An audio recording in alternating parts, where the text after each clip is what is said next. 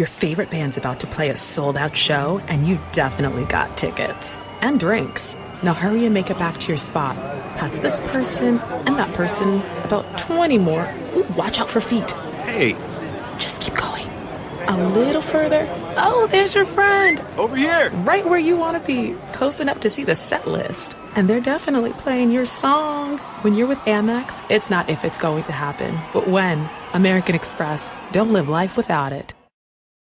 Target has Laundry Day covered because they offer a great selection of concentrated Tide Pods to help with all your laundry needs. Tide Pods clean, freshen, and help rejuvenate your clothes with odor fighters and stain removers. Did you know Tide Pods clean better than the leading liquid bargain detergent? Tide Pods are powerful enough to make your whites white and your brights bright, even in cold water. Just toss in 1 Tide Pod for small loads, 2 for medium, 3 for large. It's that easy. For great value and convenient pickup options, get Tide Pods today at Target. Hey, it's Storyworthy. Today on the show, writer-producer Bill Odenkirk talks about losing it in Rome. The truth is, by the time we left on this trip, she was more or less an ex-girlfriend, although I didn't really acknowledge that yet. And by the time we got there, we're exhausted. We get to the hotel room. She heads to the washroom. I drop onto the bed and turn the TV on. So an important point I should mention here is that this is 2001, and we arrived on September 11th. I turn the TV on, and all the news and all the imagery come to me all at once. Today on the show, writer and producer Bill Odenkirk talks about losing it in Rome. Stay close.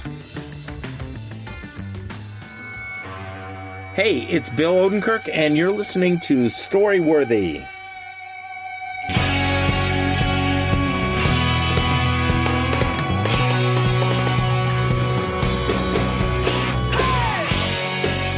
Welcome to Storyworthy. My name is Christine Blackburn, and I'm coming to you from Los Angeles, California. Whether you're a longtime fan of the show or a new listener, welcome to Storyworthy. Now, I hope you guys had a chance to listen to the episode last week, which was with Jennifer Valley. She's a comedian, and she brought forth the topic, joining a religion to meet a hot surfer. So, I get that.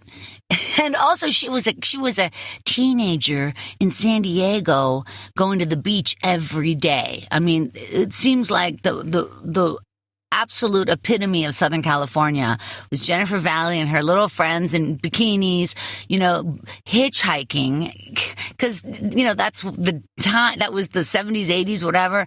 And then going to the beach all day. And sure enough, they met these hot surfers that all belonged to a church. And so Jennifer Valley joined a church, which is the opposite of most kids who get forced into religion. Jennifer did it on her own. And then, I don't mean to ruin the end, but yeah, of course, then she lost her religion. So she found it, she lost it. Go back, listen, you guys, because Jennifer is just such a treat, just a wonderful girl. So listen to Jennifer Valley from last week, but not today. Stay where you are now, because today I have another fabulous person with me, and this is writer, producer, Bill Odenkirk. And Bill, I got to tell you right off the bat, damn, you look like your brother. I do. I have doubled for him on Mr. Show. Did you really? Once or twice I did, yes. They slid me in. That's hilarious. I didn't do much acting on Mr. Show at all, almost none. Interesting. So I doubled for Bob once or twice, and I had... Like when a table was too expensive, they'd have me stand on the set and hold whatever item That's it. What needed to be there. But you did act a little bit on Mr. Show, a little bit on the sketch comedy. But then for the most part, you were, like you said, writing and producing, and making it happen. Yep. Making the show happen. Absolutely. I did illustrations for the show too that we needed. Because I can draw. I have some facilities with art, and so I do that for Have the you show always as well. been able to draw like that? Yeah, I mean, I've always loved drawing and art and architecture and things like that. So they'd have me draw stuff, caricatures and things, and stuff that was actually on the show as well. Yeah. that we use in skits and sketches and skittles. So. Skits. Did you actually illustrate anything on Futurama, or did you just write on that? No, I just was a writer on that show. Yeah, I was exclusively a writer. Do you have those skills? I mean, are you that good, or is that a different Well, kind of what I did, eventually I went to, after Futurama, I went to The Simpsons, was there for about 16 years. I know that, which is makes me so excited. I can't even tell you. Yeah, so I was there for a long time, and they eventually, I was still a writer, but I eventually was transitioned to design oversight. So I would do the design package for each show. That is a written document of about what every scene looks like, what the characters look like, how many characters, ethnicities, so descriptions. So that's not a storyboard. No, it's I'm typing it out. I'm writing it in words for the designers to go and design the show. But then you're also sketching beside? Well, once in a while I would actually draw something for them and just say, here. Now, you don't have to do this. But you were never like illustrating Homer or Marge or characters. No, I was not doing that. No. I would just, I was an interlocutor between the script and the artist designers and their work. So I would do that for every show. I'd write this very extensive document that went through every scene and tell the designers so they don't want to have, they need help interpreting the script sometimes. And they just want someone to say, here, we need a rake that looks like this. Mm-hmm. I'd send them photos, but mostly it was descriptions, and occasionally I would just draw something and say, here, something like this. I did draw one character that made it on the air. Who? Which I was very proud of, because I was just so tired. It was this show about Moe's Bar becoming a gay bar. Right. And I was so tired of describing gay men. And there was just like, they needed a guy who was like a bear. Yeah. And I just drew it. And they went more or less with my design, and which I was very proud of. Yeah. Yeah. So thrilling then to see that on the television. Yeah. I mean, it was a great job for me. I mean, I credit the showrunner, Al Jean, for like recognizing that A, I can draw, and B, I really care about the way the show looks. And because I always seem to have more notes than other people about the animatics and colors and director's notes and things like that. So eventually they just said, just have him do this. I have to tell you, I'm such a Simpsons fan, and I have been for the entire series. My daughter's 15. I brought her up on The Simpsons. We watch it constantly. I mean, at least every day there's one or two on a day, and we're major fans. My friend Patton Oswalt gave her a script that when he was in it, and he gave her a real script, so she's really excited about that. And then I played tennis with Maggie Roswell for quite a while when she lived here in L.A. And she, of course, is the voice. Let me just say, you got a great voice. Oh, thank you. Do you do voiceover? Work at all? I wish I did. I actually have a commercial agent, and she is actually like one of the number one voiceover agencies in LA. Arlene Thornton and Associates. She's been around forever. She won't take me on as voiceover talent. Really? I know, because people have it locked in. But you know what I'm saying? Yeah, the people that do voiceover, they got it locked in. You know what I mean? But I mean, you feel like you have a quality in your voice that's like would be good for cartoons. Well, Bill, you hire me anytime you want. Yeah, I would hire you. Yeah, no, that's... Listen, I got to tell you, so I don't mean to go on about like fawning all over you. Sure, but no, that's fine. I will tell you that, I've had Mike Reese on the show. I've had on Phil Rosenthal. I've had on Dana Gould. And, I am such a fan of The Simpsons, and what makes me so impressed with the whole goddamn, the whole world of The Simpsons is that the writers, most of them come from Harvard. I mean, that's the whole thing, is everybody is so bright. Yeah. And even if they didn't, I'm just saying that they're so bright. And I think that's what makes the show so popular, because they're a step ahead of everybody else. Like all comedians are. They're thinking faster, they're moving faster, and they're keeping it relevant. And The Simpsons is able to do that, as well as, real quick, I think that they're able to change the script quickly. I mean, I meant to say like at the end, like I remember a Super Bowl reference back in maybe season 5 or 6 that was relevant a week before the Super Bowl. Like, how did they do that? How did they get that reference in so late in the game? Well, there's some flexibility in the show, obviously, as you're alluding to. There's some flexibility to get in really timely things that are just about to happen or happened. But we really write the show so that you can just watch it, 10 years later and just enjoy it for what it is, because these shows take 9 months to really produce and get to full color stage. And even there, we're changing dialogue. We just labor over the jokes enormously, and I hope it shows. And as they say, I've moved on from it. I'm at Disenchantment now, but it is a very bright staff, and people actually now come from a diversity of backgrounds at the show. For a long time, you're right, it was Harvard people. I didn't go to Harvard. I visited Harvard one time. You're from Illinois. Did you go to a school back there? I went to Loyola University for undergrad, and then grad school, University of Chicago. Mm-hmm. And then I immediately came out here to start writing comedy. So, let me just say, though, one more thing about The Simpsons. You were fortunate enough to work all the way back in 2004, which was a great season. You did all 3 episodes of the Treehouse of Horror. Yeah. That almost killed me. Yeah. Like, how did you... I'm just wondering, so somebody said, hey, Bill, Treehouse of Horror is coming up again. That was 15 or something, or I forget which one it was. I don't remember the number. I'm looking at it, but it's XV, and I'm not good at numerals. 15, I think. Yeah. Did they just say, we want you to write all 3 segments? Because that seems like a lot. Yes. Well, and it was my first episode, too. It was my first episode. Of course, we pitch these out. We work them out in the room, more or less. But I remember that show, obviously, because it was my first assigned episode. And the Halloween episode is very unique because you're trying to cram in 3 stories, as everyone knows, 3 stories in very limited time. So that's you're almost writing them to end as on the first page. Yeah. But I didn't know this. So I remember writing that episode, and I was on... Now, our scripts are as I recall, 43, 47 pages. Right, but this is most. Only going to be 10 pages.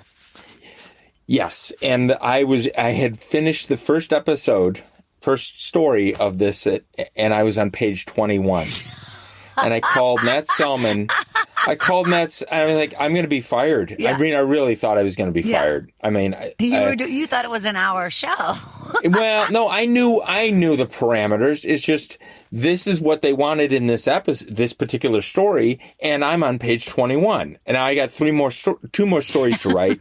Anyways, I'm way, way past anything acceptable at this point. I called Matt Selman, who is a senior writer there and is now largely running the show. Sure. And he's like, it's okay, I understand, and whatnot. But it was a traumatic learning experience for me to go, okay, you got to start ending these on the 3rd page. So then you went on to write, quite a few episodes, but you did like I'm looking at this list, and it's 1 in 2005, 1 in 2006, 1 in 2007, 1 in 8, 1 in 10, 11, 12, 13, 14, 2 in 16, 1 in 18, 1 in 19. And I'm just saying, what is this, just an incredible gift that you get to write 1 a year, or what? It was, yes. And now the staff is so large, I don't think people are given that great honor of writing an episode a year. I mean, mostly being a writer on any of these shows, you're mostly in the room rewriting other people's scripts as they come in, and rewriting animatics or colors, and working in that capacity. So getting a script a year was really great. I love that. And, it gave you a chance to sort of really be not independent, but just here's why I'm on the staff of this show. Here's the script. Yeah, it's so exciting. Yeah, and so I enjoyed that. But loved being in the room too. I mean, those people are a blast to be around and I can a delight. imagine. And everyone gets along really well. At least when I was there, I really enjoyed it, as I have all my writing show experiences. Yeah. Everybody I've talked to on The Simpsons, everybody related, has always talked about, like, not a lot of ego in the room, just smart people pitching it out, getting it done, going home. Yeah. Everybody has a family. And it's, really, they treat it very seriously, but it's in a very collaborative way. So that's very It nice is, to hear. yeah. Well, I mean, I think people there are somewhat experienced, and they realize the value of other people's points of view, genuinely, not just like, I gotta let other people have their say. It's like, no, there's probably something good going to come from that. Now, occasionally you feel like the show, the script is not as good once it finally gets on air, but that's rare. I think in most of my cases, I feel like, wow, they either really improved what I wrote and I was proud of what I wrote, or what I wrote was not great and this is so much better. And I'm really grateful for that, really genuinely, because my name's on it. One more thing about The Simpsons. Does anybody in the room write better? Like, oh yeah, he always knows Chief Wiggum. He does him really well. No. Everybody knows everybody. No, you don't want to think about the staff like that. You don't want to think about the show has to come from everybody. Everyone has to be invested in trying their best to do whatever it is, whether it's joke writing to story ideas, concepts. Everyone has to just be trying. Do you have any original cells of any of the character that you did actually write? No, I don't. No, they were phasing those out. They were phasing those out. I was there a couple of years, and they were going to all digital. It's all done on computers now. Well, so, you should have in your home a big canvas of that character, that Alpha Gay Bar. That would be really. I would love to do that. Yes. Yeah, that sounds like a really good talking point, as it were. So, I feel like we loved the show genuinely. All the writers loved the show deeply. But after a while, you're just tired of it. And, you just want to think about other things. Not that I don't enjoy talking about it at all. I'm just saying. I get it. People always say, oh, did you take your trip through Springfield? Everybody took their trip through Springfield, Conan O'Brien, and then they go on to other things. I get it. But as a fan, I'm always curious. And so anyway, thank you for being on the show. Sure. Thank you. And today you bring forth a topic, I Lost It in Rome, which I'm excited to hear. I will say I've been to Rome twice. The first time I was only 21, and my girlfriend and I were going around Europe for 2 months. And I was on a $25 a day budget, and she was on a $30 a day budget. And we were on the Eurorail, and I remember getting to Rome, and I don't know, I thought it would be a much more bustling city. And I remember the first thing that struck me was that there was just 2 trains. You're either on the train 1 or the train 2. That's it. There's no debating trains. It's very simple. There's 1 or 2. And then things like the Fountain of Trevi and the Spanish Steps and all these beautiful things, but it's just so underwhelming. It was for me. Okay. And then also, real quick, was a thing I noticed was that they siesta during the day for a large chunk of the day. I don't know if it's from 10 a.m. to 6 p.m. or what, but it just seems like nothing's going on for a large chunk of the day. You can't find food. There's nothing open. And the buses are crowded, and the men are icky. They rubbed up against me on the bus and stuff like that. Oh my God! So, well, I didn't have that experience. I'm fortunately, God, well, but good I'm sorry. For you. Yeah. But I was also there in the summer. It was very hot, so I'm anxious to hear your story. I mean, I know Rome is. In other words, I think if I was there on business or it was being paid for, I was in a nice hotel, all those things would have mattered. Right. But both times I went to Rome, it was without money. I went with money, and I'm very fortunate that I had it. So let me just stipulate that I'm grateful for the opportunity I had. But I will divulge the full breadth of it here, if you'd like me to jump in. Yeah, well, I can't wait. We're going to get to your story in just a second. Sure. But I just want to say that, you lost it in Rome with money. So, I mean, I know it can happen without money. You'll lose your mind. But with money, isn't this interesting? Well, this will be interesting, I hope. Let's see. You be the judge. You guys, we're going to get over to Bill's story in just a second. But before we do, I wanted to remind you that Story Smash, the storytelling game show, is back and live at the Hollywood Improv. Next show, February 26th. It's a Saturday night, 7:30. Blaine Capatch will be there. Do you know Blaine? I love Blaine. He's Everybody so funny. Blaine. I haven't seen him in years and years and years, but I used to see him do stand-up comedy, and I thought he was brilliant, and I don't know why he's not much bigger than he is. But I'm grateful for the attention he's getting, because he was really funny. He is brilliant, and I know his plight. Yes. Also, Danny Zucker's on the show, you guys. Danny's amazing. So again, you guys, it's Saturday, February 26th at the Hollywood Improv, 7:30. Honestly, it's the funniest goddamn show you will ever see in Los Angeles. So come on down, you guys. Wow. Check out StorySmashShow.com for more information. And then, of course, follow Story Smash over on Insta at Story Smash. All right, you guys, he's here right now, Bill Odenkirk. You hear him talking. He is a writer and a producer and an actor, briefly. And as you know, he's worked on TV shows like Mr. Show with Bob and David.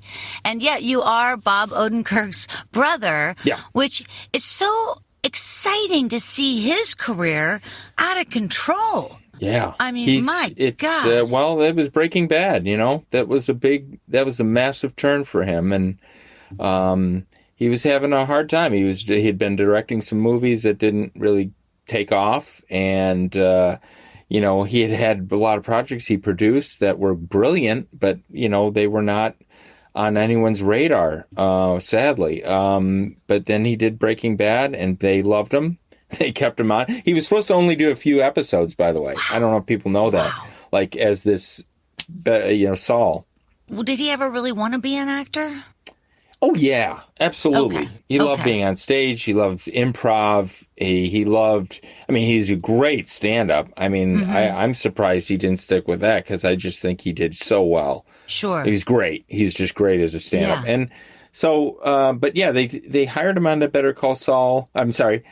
Breaking Bad as Saul. And it was supposed to be like a 3-show gig, and they loved him, and he fit well with the storyline. To have this barely legal lawyer, if I can use the term in that capacity. Right. And then I think they had joked about doing a spin-off show, and then it happened. For real, and it's a brilliant show. And now it's done. Now he's finished. He's wrapped. I heard they just wrapped in New Mexico, right? They did. They just finished was the second shooting. Season? Oh no, this is like the 5th, 6th season. Oh my God! Wait, 5th or 6th season of Better Call Saul? I don't know which it is. Yeah. That's fantastic. Time goes so fast. Yeah. God damn. Hey, when you first saw Breaking Bad, did you just die? Did you just oh my God? Yeah, I was blown away. Good. No, it was Bob aside, forget about Bob. I'm just a guy I was at the Simpsons at the time, and people started to talk about it. It had been on the air for 2-3 years or something like that. 3 years at this point. People were talking about it, and then some of our friends, a close friend of ours was just like, you have to watch this show, you have to watch it. And Bob had already done it. Yeah. So I didn't even bother to watch it, even with Bob having done it. I don't watch everything Bob does. I don't watch everything. I know, but and Bob didn't make a big deal out of it, but I watched it, and I saw the pilot, and that pilot was one of the best anything, movie, show I've ever seen. And I was like, this... And then you watch the next episode, and every single one is just hitting everything full blast. It's a brilliant show. I can't rave enough about it. Yeah. I will still think of Breaking Bad, like when they stole that, when they stole that ATM machine. That night, like, oh, what a goddamn disaster! It's like they would get into these situations, and then it would get worse and worse and worse, and you would think like, oh my god, like I spent the whole show just cringing on the couch. The show was done. It's done with artfulness that you don't find in movies. It's done. They can do suspense on that show where we can't do it in movies anymore. I feel like. And it's just, it's a masterpiece. It really is. And I'm not saying that because Bob was on it. Like I said, I didn't even watch it when Bob was on it. It's just like I went to it finally because people were begging everyone around them, you got to watch this show. It's just so exciting. It was exciting. It was original as well, and even meth, had kind of just come into the whole vernacular. It seemed anyway. And Jesse, oh god damn him when he's at the end, and then the chained up, and oh my god. I also always think about when Jesse ordered that pizza for his friends, and it wasn't cut, and they said, You save money by they don't cut it. You cut it yourself. It was like they were those guys were so funny. That posse, I love those guys. All right, you also wrote on Tenacious D, and we talked about Futurama and Disenchantment. Now, how is Disenchantment going? What's happening there? Well, we're in the final season now, writing the show. We're doing the last 10, and we're well into that now. And that's been a blast. I'm working really closely with Matt Groening now. I mean, he works on Simpsons, he worked on Futurama, but he's really deeply invested in Disenchantment and there all the time, really. And so it's been great to work with him that closely, finally. And Josh Weinstein, who's the head writer, is brilliant. And it's a very different show than the Futurama and the Simpsons in that they're trying to tell a big story.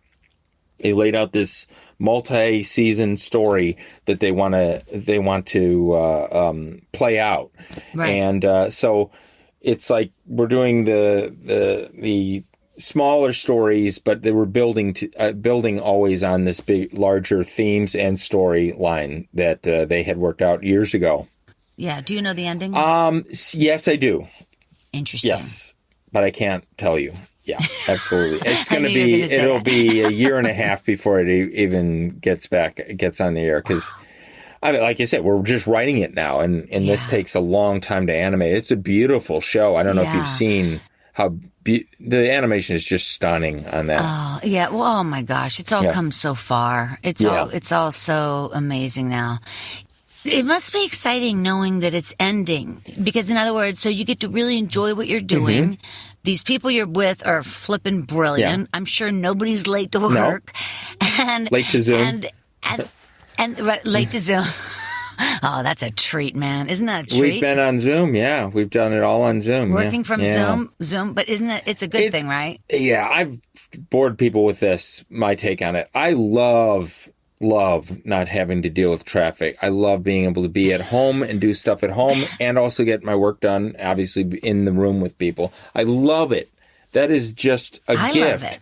But it's not the same, and it's not as good writing-wise as being in the room with the staff and everything. The ease of exchange is not there. So... And is it because they have distractions at home? Or I think distractions at home. I think also Zoom doesn't allow you to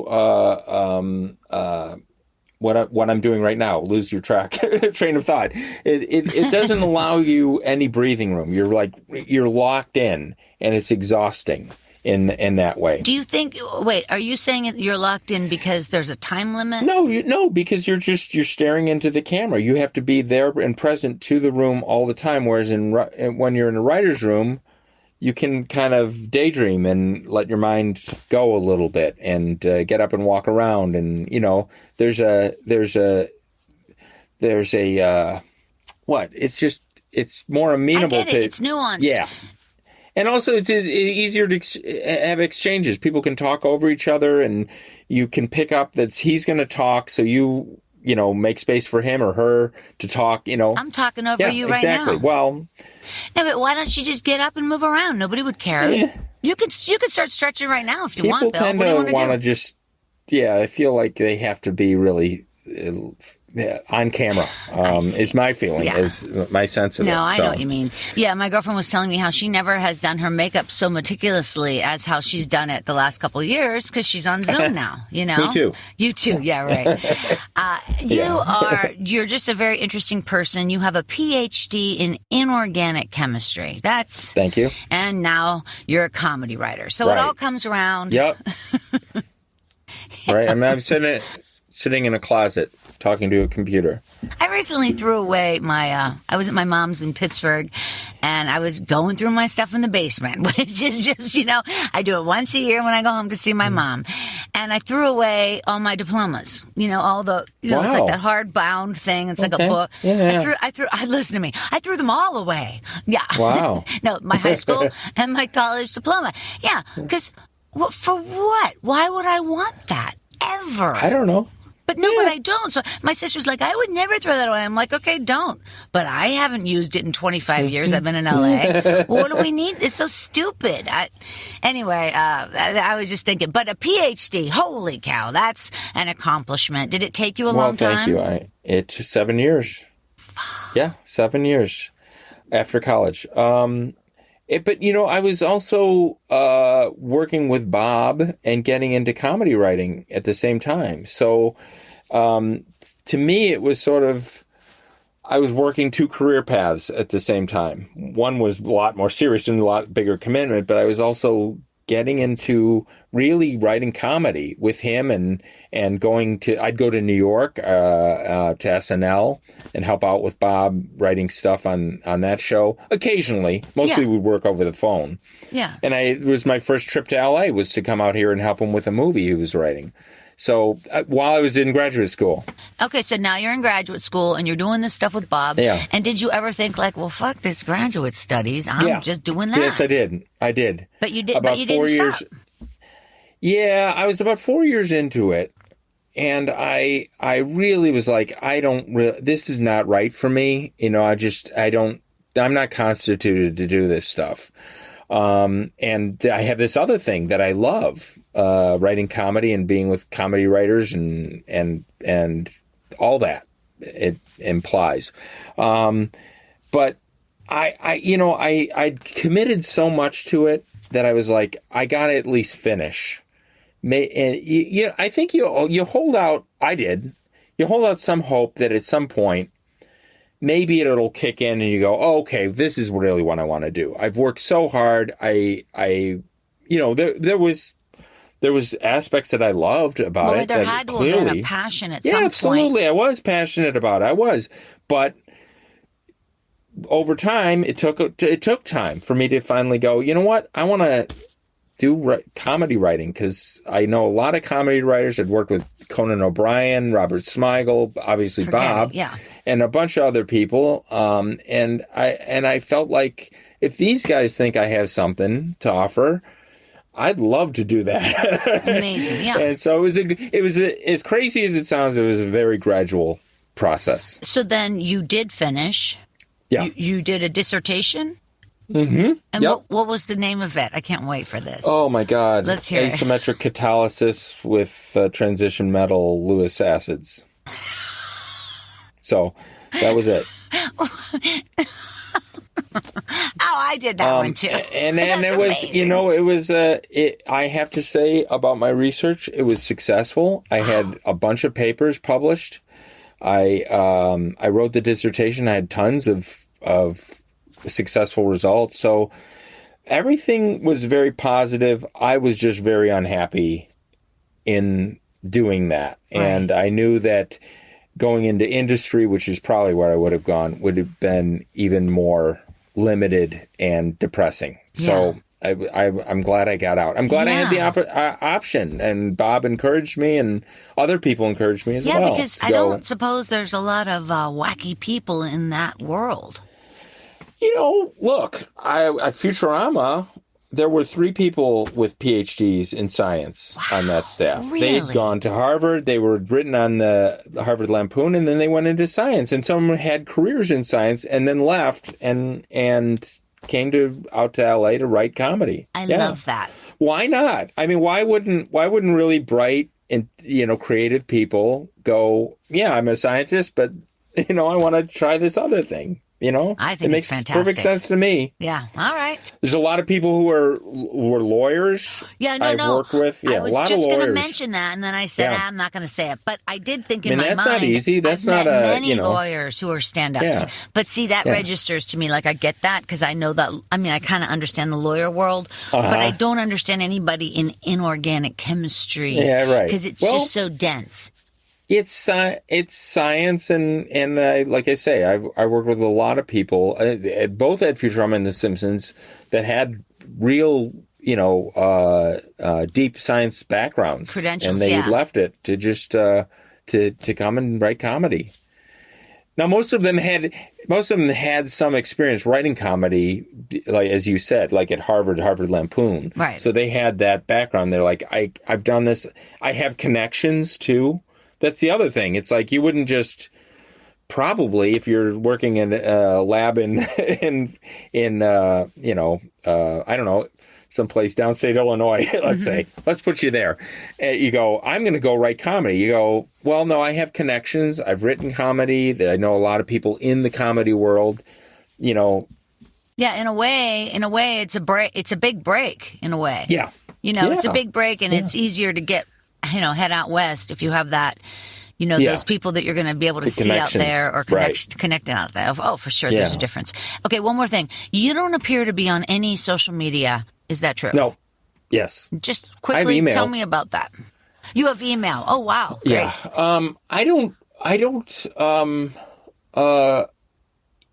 don't have a life that is worth documenting on Facebook. Right. I get up, I work, I take care of my kids. Yeah. Right, but not necessarily Facebook, but like Twitter, where people like Blanca Patch are incredibly witty, and it's very. Yeah, I admire people who can do that. I think it's probably part of. If I was a stand-up comedian, I probably would do that. Yeah. I probably would go, hey, look, here's a sampling of my comedy on a regular basis. Whereas what I do, I don't feel the need to, right. I don't feel the need for it, and I guess I'm too busy. I don't know. Good for you. He's busy too. That's not an excuse. No, but what I mean is, for most people, it's a necessary evil in terms of the business connecting. I'm not talking about regular people, but in entertainment, you have to. Like, I have many shows going on, and there would be no way to get the word out if I didn't have social media. So, obviously, we're not sending out flyers anymore in the mail.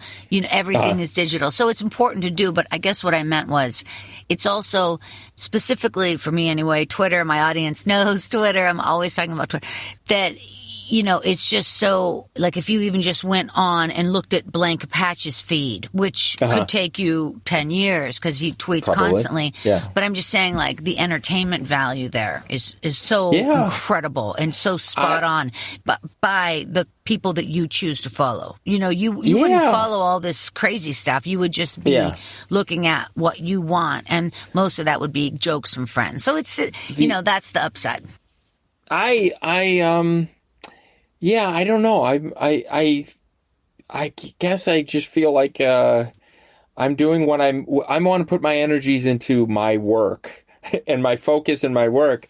But maybe he, I'm just not as talented as Blanca Patch that I can also do that on the side. No.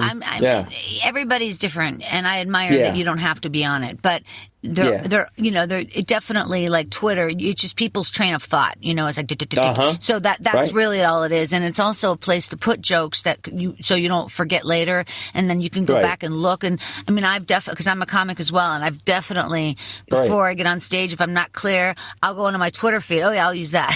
I can remember stuff. So it's neat that way. Anyway, all that aside, I'm excited to hear your story. So, folks, wherever you are, please put your hands together for the very talented Bill Odenkirk. Okay. Well, thank you, Christine, for that elaborate introduction here. So this is obviously a trip, about a trip to Rome with a girlfriend. And I have to start by saying that over the course of the previous year before this trip, I had survived cancer treatment. It was about a year of weekly interferon injections, and it had weakened me. But I was surviving quite well.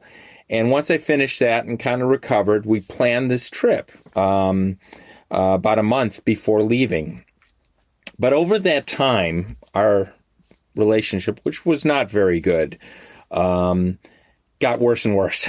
It went from bad to worse to what the fuck are we doing? The truth is, by the time we left on this trip, she was more or less an ex-girlfriend, although I didn't really acknowledge that yet. Of course, we were living together because no bad relationship can be reach its true terrible potential unless you're living with the other person, where there's no space or no options and no way of undoing any of it without searching for rentals and moving vans and boxes and yelling at each other. So moving in with a girlfriend, this is just an aside, I think. Moving in with a girlfriend is like one of life's great mistakes. It's what I don't have a term for it, but I feel like there's people address some things in life like an experiment they're going to try, right? People go into huge things with this attitude, and like, I'll try this and see if I like it. Like career choices, my career choice to go into chemistry, marriage or having children or tattoos, the truth is, a lot of these things are not experiments at all. They're huge commitments that last forever, right? But the attitude is often, oh, I'll see how it goes. No, you won't. This is it forever, pal. But our relationship was like in the third year of dying, basically. And in fact, a couple of days before we left on this trip, I should say, we had a big fight. Like, we didn't have big all out and out fights, but we did have a big one, which was very extraordinary. Mostly it was simmering anger and distrust and bitterness. But this was an out and out fight. And I went for a walk. I was so upset. I went for a walk and I was like, well, we have to cancel this trip, right? I mean, this is it. We've been headed in this direction, and this is kind of it, really. And now we're miserable at each other. But I talked myself into it. I talked myself into staying with it. I decided that we'd go ahead with the trip anyways because, I figured she wasn't going to be able to have a trip like this ever again in her life, probably. She didn't have much money. I did, fortunately, at this time. As I said, I was doing quite well. And I certainly wanted to see Rome. I didn't want to blow off the trip either. And we cared for each other enough, at least as fellow human beings. And I guess my thinking was, hey, we're both decent people. We'll make the best of it, right? As long as nothing happens to screw this up, we're going to go and enjoy it, and it'll be fine. And who knows, maybe it'll even be better than fine, right? And this was my first trip to Rome, by the way. I should throw that in. So we leave. LAX to Heathrow to Rome. You've been to Rome. It's a long haul to Europe. And by the time we got there, we're exhausted. We finally get to the hotel. We're exhausted. I'm starving, hungry. We check into the hotel. No sign of anything amiss. We get to the hotel room. She heads to the washroom. I drop onto the bed and turn the TV on. So an important point I should mention here is that this is 2001, and we arrived on September 11th. No way. So, no. I turn the TV on, and all the news and all the imagery come to me all at once. I should mention, too, this was a Spanish it was a Spanish station, whatever. That was tuned to on the TV. And so I'm hearing the reporter. I don't know what he's saying. Of course, it's in Spanish. And I'm seeing these buildings collapse. And initially I thought, wow, they must be doing demolition on buildings in, Brazil or something? If it's a Spanish, they look like modern buildings. But I remember way at the back of my mind, because I wasn't processing it. How would you process this properly? Right? I'm hearing a Spanish reporter. I'm watching these modern buildings coming down. It looks like controlled explosions. They're taking down these towers. Back in my mind, it started to creep in. Those look like something I should know. It was very creepy feeling. I turned the channel, couple channels. I hit CNN. Oh, thank and God. Everything came all at once. Everything. It was mind-boggling. Like for everyone, you know. And it just seemed to have no end, too. So I hear about the planes. I hear the towers. I hear about the other plane, Pennsylvania. I hear about the Pentagon. And I'm like, are there nuclear bombs? Are there nuclear power plants under attack? I mean, my mind just went on beyond that. Once you hear what has happened, you're like, I don't know where this ends. Now, I know that everyone has a 9/11 story, and I respect everyone's has deep emotional ties to this date. So if you're listening to this, and I hope you are, I don't mean to make my thing sound in the processing of what happened on 9/11 as more important as anyone else's. But I'm sorry, you weren't also going through my crappy relationship at the time. So it's like kind of like the Titanic. If it was also on fire while it was sinking, you'd remember both, right? Yeah. You wouldn't be rooting for the water to put out the fire. You'd be like, these both suck. Anyways, we found out what was happening, and it turns out that the terrorists also knocked over my girlfriend's brain because she kept insisting that we get back to the United States immediately. Like, we just arrived in Rome. We got to get out of here. I mean, she was just in a total panic. And which I understand, but she was also her solution for it was like to get, you got to remember, all flights in the world to and from the United States are grounded at this point. And the only way back would be a ship, which I thought was insane, right? We'd have to get on a ship. What she was talking about. For 3 weeks. We're going to take a ship, and there's no way I'm getting on a ship, even in the absence of these attacks. I'm not getting on a ship. And where are we going to get a ship? We're in Rome. Anyways, and then a train across the United States because all the planes are grounded. And I figured if I'm going to die, I'll die in Rome, right? That's great. That's fine. And actually, I thought we were perfectly safe there in Rome. I mean, why not? Why would this be any more dangerous than any other place? Certainly maybe less than the United States. As long as nothing happened while we were in Rome, we were fine. Well, what did happen was a couple days, 3 days later, it was in all the newspapers that there was a plot discovered to send poison gas through the tunnels underneath the American embassy there in Rome. And by the way, our hotel was right across the street on the Via Veneto. Right across the street, you could see the American embassy across the street from where we were. Of course, we moved to another hotel that same day when we learned about this. It was down the street and upwind from the embassy. And it was a much nicer hotel, too, by the way. We found this nicer hotel. So I guess in the end, the terrorists didn't win in that regard. So we're in Rome, and we're sightseeing. Wait, what is her urgency to get back to the United States? It was I think it was just a general reaction to the panic of what happened in the United States. But she didn't have children or anything. No, we were single we were dating, but we didn't have kids or any. There was no reason to get back to the United States. Did you say those things to her? Like, honey. I said, what I did say was, we're safe here in Rome, which of course, as I just told you, we weren't actually. There was this attack that was quite famous actually at the time that that particular embassy was targeted. So I don't know. I think it was a general reaction like, we just got to get out of here. We got to do something. We can't stay where we are. No place is safe, kind of, I think, it was her reaction to it.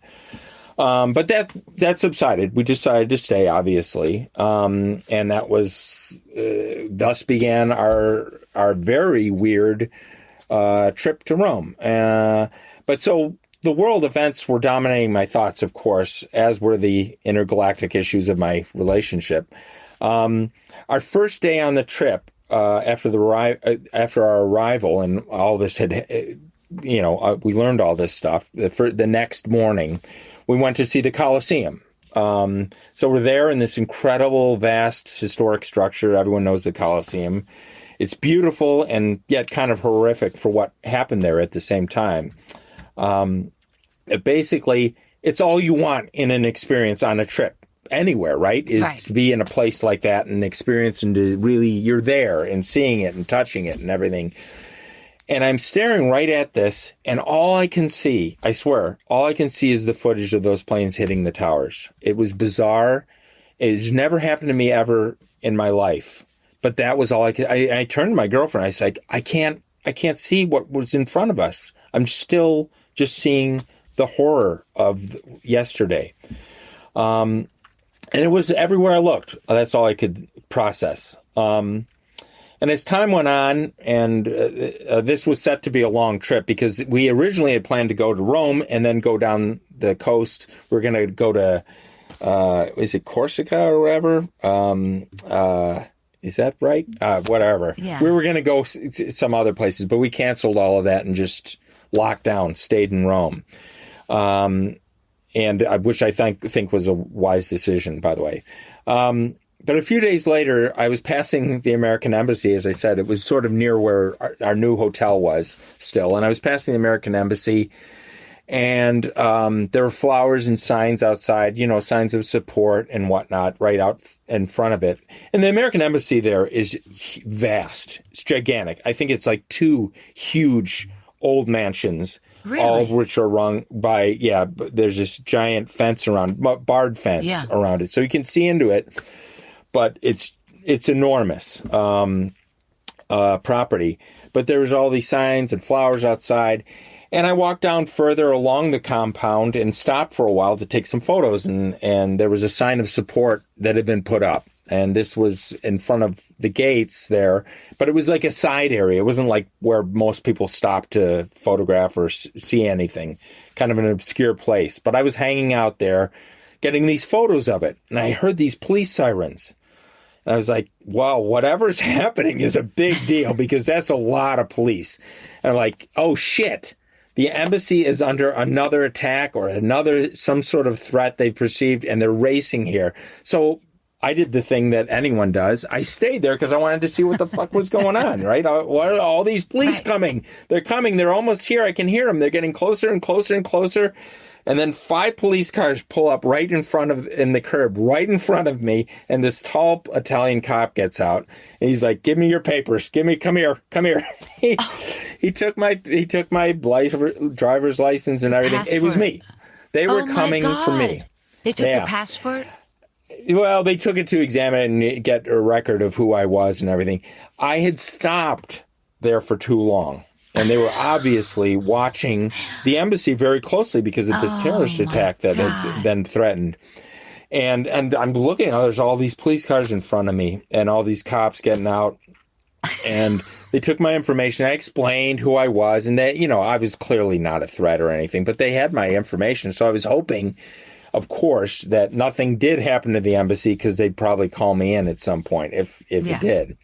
The problem was I just stayed, as I always do with a camera, I stayed too long to take photos. I'm trying to line everything up and be too meticulous. And I looked like I was really scoping the place out when I wasn't. Yeah. I was just being anal about my photos. Oh, my God. And they gave me a good talking to. And they said, no more photos. No more. And I left. Basically was our only exchange. Everything had kind of basically become very threatening on this trip and complicated by world events and, of course, my girlfriend's paranoia. And as time went on, I found myself eager to speak to other Americans. And honestly, I was eager to speak to actually anyone outside of our crappy relationship, which had maintained its shittiness in the form of my girlfriend becoming more and more dour and depressed and irritated by sightseeing. Okay? Yeah. The thing you do when you're in Rome or you haven't given up on life, right? You go and sightsee, right? Right. I mean, if I'm going to die there, I don't know what she thought the threat was, obviously. I mean, it was it still irritates me. But I was, this was a testament to really not just wanting to connect to other Americans, but also just other people who were kind of semi-sane. And then one day I saw my opportunity. We were out on the Spanish Steps, as you mentioned. We were on the Spanish Steps, and I spotted an American I recognized because it was Antonin Scalia, the Supreme Court Justice. Supreme Court Justice, yeah. He passed away, yeah. Yes. Well, he gave me that look that famous people always give to everyone, which is, are you going to approach me? Yes, I'm that guy, right? And I didn't approach him because I thought about it for a moment, but I just left him alone. I guess my desire to speak to somebody couldn't overcome my hatred of constitutional originalism. He was kind of an asshole, and he's dead now, as you said. And I just thought, I'll leave him alone. Yeah. I didn't want to get into a discussion with Antonin Scalia here. So anyways, all I had was myself and my girlfriend, basically, on the trip. And here's the thing that makes it even worse for me personally, because I don't mind being alone. I actually like it quite a lot. I'm perfectly happy to travel by myself. And I've done so many times without any regret that there's no one else there with all their attitude. And this woman I was with had exceeded all the emotional baggage limits on any trip. I don't know how the plane got off the ground with her on it, frankly. Yeah. But being in a bad relationship is shitty enough, as I'm sure everyone who's been in one can attest. You feel alienated from your life because you see the life and you imagine, and you're probably right, the life you could have if this damn thing would just end, right? Yep. But with what was going on in the outside world on top of it, I felt alienated from a huge portion of the human race too, that would carry out attacks like this, or at least, be happy about this kind of thing happening. But we're all stuck is kind of what I came to, is that we're all stuck with each other and there's no other place for the human race to break up to, right? Other planets to go to. So many days later, we were headed back to the United States, and planes were flying again, obviously. At least the one we were on was flying. And we were even more miserable, I have to say. That was really one of the longest flights. It was twice as long flying back as it was getting to Rome. How long were you there total? We were there, I'm going to say 9 days, I think, because we were going to travel and get back, right? And we just stayed in Rome, as I said. And I knew it was over, sitting there on the plane. I really finally, Rome had confused, everything that had happened really finally made me go, this is really over. Yeah. And I was sitting on the plane next to her, that was all that was going through my mind. It was, of course, really sad, too. I wasn't happy about this. I was just, the misery of knowing you have to break up. Yeah. And, of course, we didn't just break up when we got back. That would be, of course, wise and easy, which is neither of us were wise or easy at the time. It was many weeks later that I killed this Frankenstein monster that we were a part of.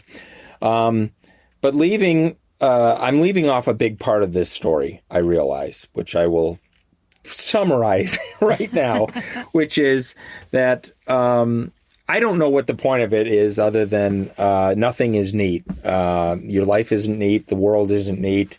It doesn't really have to have a point. I guess you learn things is more really the point for me personally. And I guess through all the turmoil in the world and my personal life, I still somehow, this was what I took away, I actually enjoyed Rome. Part of me actually really genuinely loved it. Yeah. And I remember at the worst, I thought, I can't wait to get back here. Rome was great. I'm sorry if you had a bad experience there, but I just really thoroughly enjoyed it. It's stunning. It's beautiful. It's endlessly fascinating. The history, the buildings, the museums are great, really well run. And I I couldn't wait to get back to it. And so eventually I did meet another woman, and we got engaged, and we decided to get married in Rome, which we did.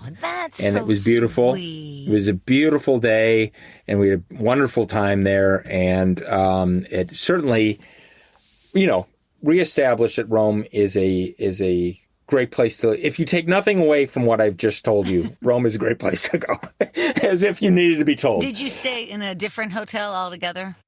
No, because the second hotel we had moved to on this horrible trip was a beautiful place. Okay. So I made a point of us staying there. Oh, good. And it was in a good area too. It was the Via Veneto, which is a famous street or region there in Rome. So I said, that was the hotel was beautiful. So let's go there again, So some part of me was able to break off and enjoy that trip, as horrible as it was. Let me ask you something, though. In a way, I'm just thinking of, like you said, everybody has a 9/11 story. But one thing that I think that everybody shares is that after 9/11, like wherever you were, you did sort of like when you would pass strangers in the street or at the grocery store, everybody had this same like, oh yeah, this shit went down and we are all in it together.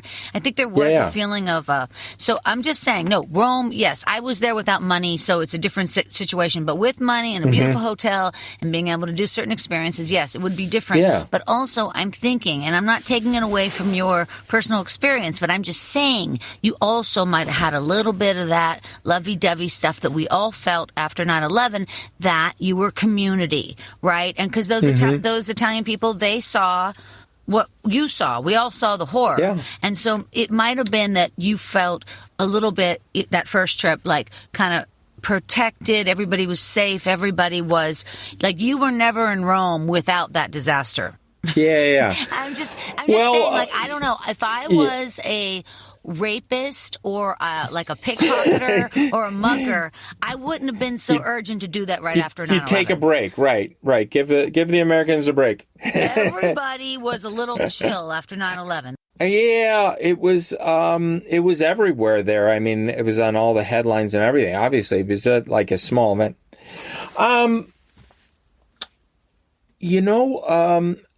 I feel like people were maybe a little more friendly because of that. But again, I didn't have an experience to counter that with. I hadn't been there before. So I just felt like we had and anyone being reasonably decent to me just seemed like an explosion of fireworks, given what I was trying to endure with my relationship. I see. Yeah, and then also, you had that whole thing with the policia. Yeah. at the embassy. That must have been unbelievable. Well, it was scary. It was scary for a minute because I really thought, they're going to haul me in. Yeah. And let me hear you do the siren over there. Go ahead. Right? That's it. Yep. It's so loud. And I stood there listening. I guess it was best I stayed, because if I looked like I walked off, they'd be chasing me. They'd be like, oh, he's running away. After him. Now we got to really haul him in. It could have gone much worse. Yeah, I think I got lucky there. But I'm such an obvious American. If you know what I look like and my credentials, you go, yeah, this is not the next Al Qaeda anything. Right. And not only American, you look Midwestern. You know what I mean? Like, yes. You and your brother both look Wisconsin, Illinois, could be Missouri, all that. Sure. So whatever happened to that girl, by the way? Do you know where she is? We did, like I say, you would think at the end of that we were broken up right after we got off the plane. By the way, when we arrived in L.A., this story just goes on and on. When we arrived in L.A., the moment we arrived in L.A., they were shutting LAX down because of a bomb threat. So they were literally, I'm going to use the word literally, I know you're not supposed to, but they were actually closing the airport down as we were entering. They were clearing it behind us. What is following you, Bill? This is crazy. It was just a period of an utter panic in the world. Yeah, sure. And they closed. They had police cars swarming LAX. And as we were leaving, the terminals were being closed. You were lucky to get in. It was insane. Yeah, we were. If we'd arrived a little later. Anyways, the girl,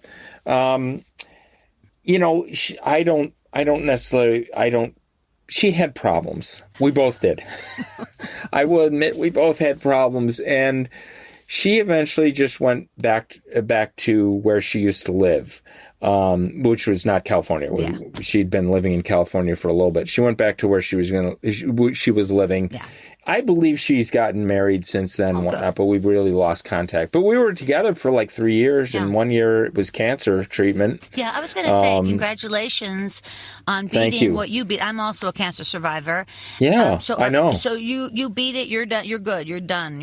Yeah, I'm way past. Woo! I'm like way past. Feels so good. And I'm 25 years in June. 25 years past. It was the type of cancer that can be very, very hard to get rid of, and it killed 2 people that I know.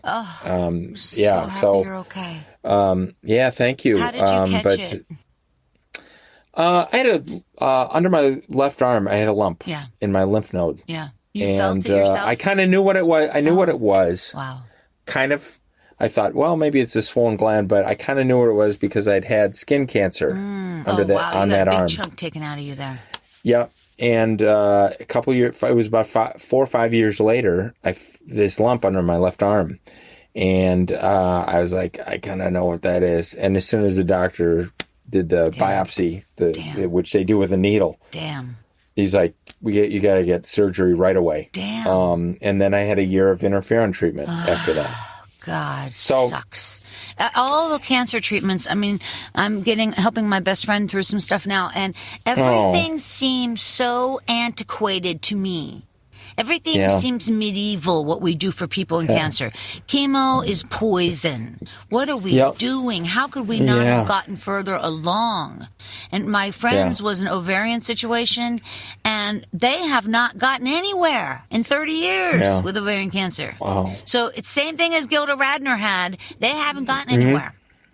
Well, interferon is an old treatment.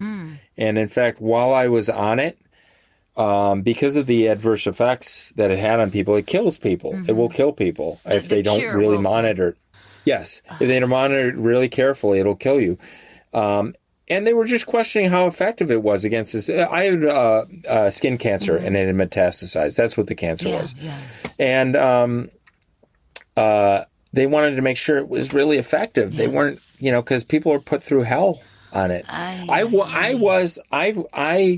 My hair went gray. I was very weak and tired, but I got through it really well. I was very, very fortunate. I functioned while I was on it. Well, you probably started, when you became ill, you were probably a healthy person at that time.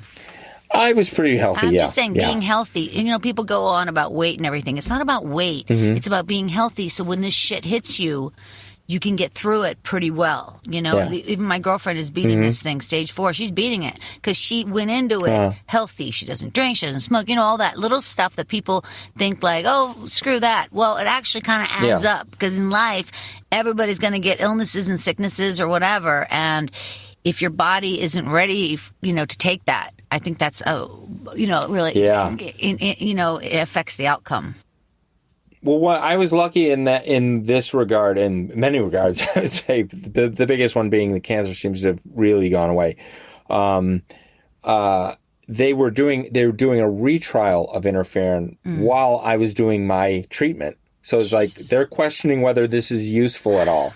But at the end of it, they did conclude it is useful. It's not. It doesn't have a dramatic effect, but it has an effect, and better than anything else that they had at the time. So it was a positive outcome in that reassessment. Well, I am super happy that everything worked out for you. Thank you, and you too. I would like you to come down to the Improv and see Story Smash on February 26th. Let me comp you, my friend. Sounds great. Let me comp you the $12 because I'm a giver. I'm a giver. I can do that. And that's what I want to do for you. You and your wife. We have so much fun. Thank you. All right, you guys. Thank you so much for tuning in today. Make sure you check out all of Bill Odenkirk's amazing work. Look for his name after The Simpsons or Futurama or Disenchantment. Look for this man's name. Not just after the show. You get credits at the top. So consider that. Yeah, it's a whole different world. All right, you guys, one more time on behalf of the very talented Bill Odenkirk, thank you so much. Thank you. My name is Christine Blackburn saying, make it a story-worthy week.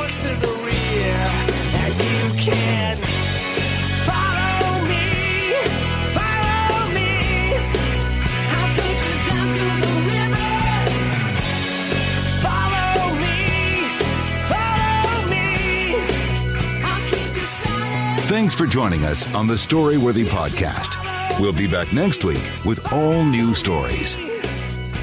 Subscribe to Storyworthy on iTunes and visit the Storyworthy website at storyworthypodcast.com.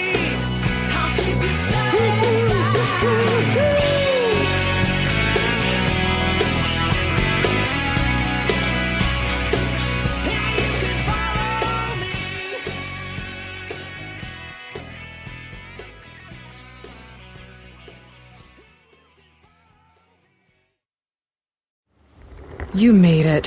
Here. Finally. Checked out of office to check into the sweet views of that place you've always wanted to go. You know the one. It's nice. Even the kids like it. This place is so cool. And they never like it. Mom, can we go to the pool? Look at that. Not even asking for the Wi-Fi. When you're with Amex, it's not if it's going to happen, but when. American Express. Don't live life without it. Target has Laundry Day covered because they offer a great selection of concentrated Tide Pods to help with all your laundry needs. Tide Pods clean, freshen, and help rejuvenate your clothes with odor fighters and stain removers. Did you know Tide Pods clean better than the leading liquid bargain detergent? Tide Pods are powerful enough to make your whites white and your brights bright, even in cold water. Just toss in 1 Tide Pod for small loads, 2 for medium, 3 for large. It's that easy. For great value and convenient pickup options, get Tide Pods today at Target. The holidays start here at Baker's with a variety of options to celebrate traditions old and new. Whether you're making a traditional roasted turkey or spicy turkey tacos, your go-to shrimp cocktail, or your first Cajun risotto, Baker's has all the freshest ingredients to embrace your traditions. Baker's, fresh for everyone. We've locked in low prices to help you save big store-wide. Look for the locked-in low prices tags and enjoy extra savings throughout the store. Baker's, fresh for everyone.